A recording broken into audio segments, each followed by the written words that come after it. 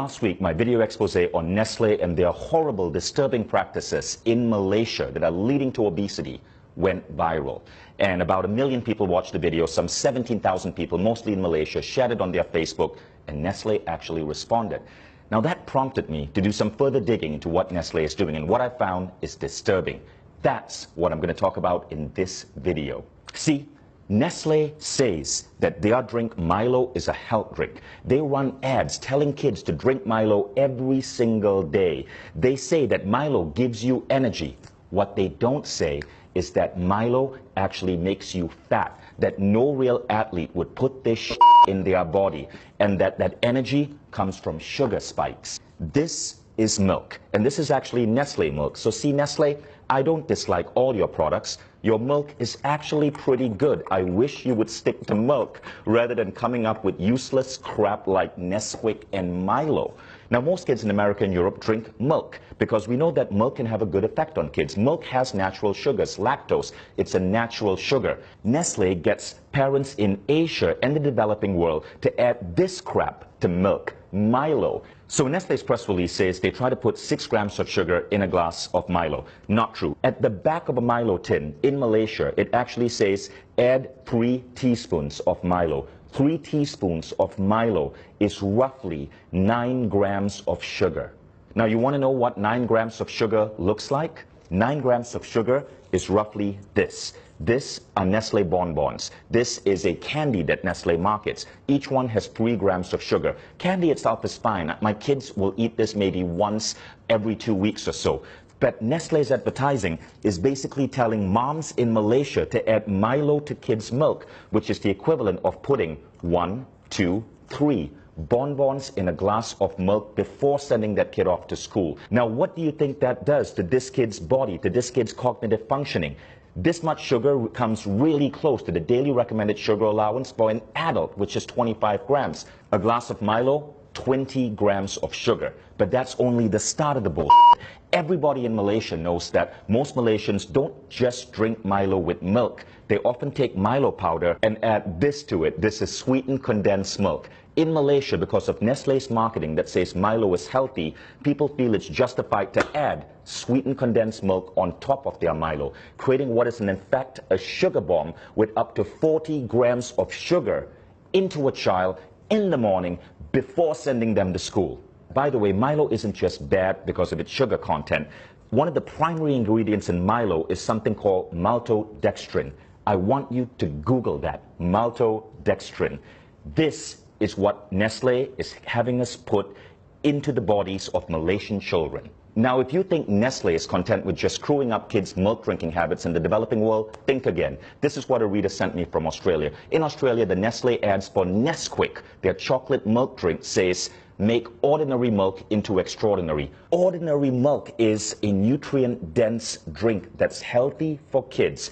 But Nestle is getting kids to pour this crap called Nesquik into their milk. Now, you want to know the sugar content of Nesquik? Check this out.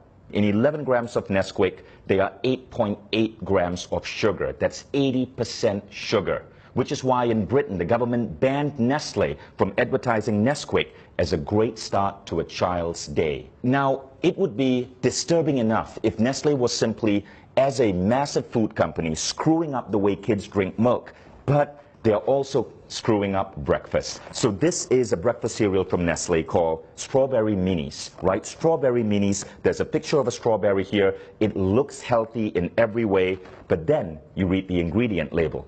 And by law, Nestle has to list ingredients in order of most common. Here's the ingredient label for Strawberry Minis. Number 1 ingredient, sugar. Number 2 ingredient, palm oil. Number 3 ingredient, glucose syrup. Number 4 ingredient, maltodextrin. Number 5 ingredient, cornstarch. Number 6 ingredient, salt. You don't get to strawberry till number 7, and it's strawberry powder, 0.3%.